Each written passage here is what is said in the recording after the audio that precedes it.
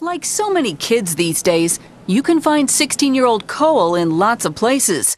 He's the editor of Porcupine Productions, creator of this MySpace page, and the artist on this YouTube video. What you do to me. Cole's whole family is into technology, from baby sister Glennis to mom Leah, who blogs. I love technology. I love the computer. In the Nissen home, same story, different interests. 14-year-old Emily thinks nothing of texting friends nonstop. And 17-year-old Monica, an aspiring writer, visits online forums for help. I've met some friends of friends online who are really good at critiquing. These families bring to life the findings of new technology research. Many teens are learning good things with their fingers and thumbs. I think we've been able to sort of step back and say, it's not wasting time. Kids aren't being lazy. They're actually learning a huge part of what it means to be an adult, and particularly an adult in the digital age. The MacArthur Foundation study observed kids online for more than 5,000 hours and found two major benefits. First, many teens use media to develop friendships, both old and new.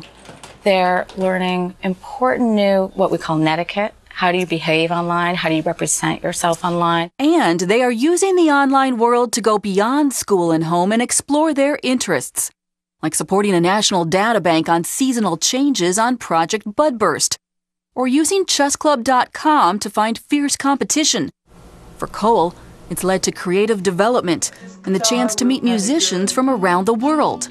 There's people who've commented on my YouTube videos from all over, different cultures, different languages. So if the technology is so great, why are so many parents like me so stressed? The experts say it's because we simply don't get it.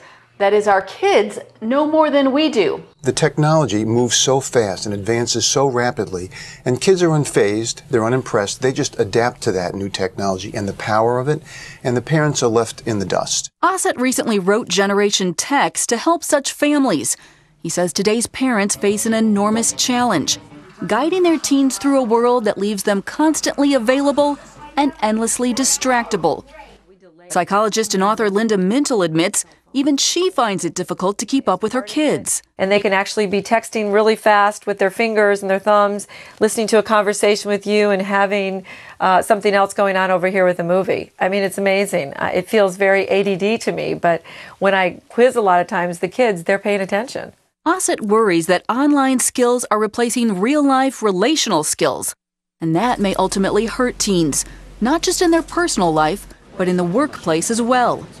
Social skills are learned. They have to be learned face to face. Those social nuances, such as reading, the message that's not the word, is being missed. Kids are not practicing it a lot. Kids are also vulnerable to dangerous or inappropriate content. So what can parents do to help their kids navigate? First, learn the technology yourself. You have to learn what that cell phone can do, so that you don't have to worry about what your child is doing or not doing because you set proper boundaries and limits with it. Second, do random inspections. Check and go to the sites, check their history, find out where they've been. And sometimes parents get a little nervous about that and say, well, isn't there a privacy issue? And I'm thinking, well, they're putting this out in cyberspace, which is a public domain, and all kinds of people can look at it. You certainly are one of those people. Third, talk it through. Discuss privacy issues. You can even go online to create a specific family agreement spelling out all the rules. And don't be afraid to be bold. Ossett suggests screen-free days for the whole family. Mintle forbids texting at the table, in one-on-one conversations, and at church. In the middle of services, I'll often look down the rows or the pews and see teenagers texting and not paying attention to the service. This church asks teens to put their phones on the altar during youth events. The idea: help kids focus on Christ by removing the distractions. But as difficult as new media may be to manage, most experts agree it's your child's future. Deny access to basics like the internet and cell phones, and you'll put them at a disadvantage. Because as they move into new worlds that are part of their adult life, college, the workplace, and beyond, they're going to have to know how to navigate these new networks. And many teens, like Cole, are hoping the adults in their life will catch a vision of this new technology. Don't knock it before you try it.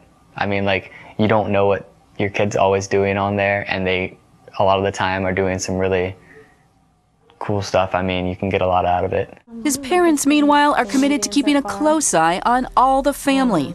We like to say we trust but verify. They're cautious but clearly excited about what the digital age offers. And experts say that attitude will go a long way to help children make the most of this promising new world.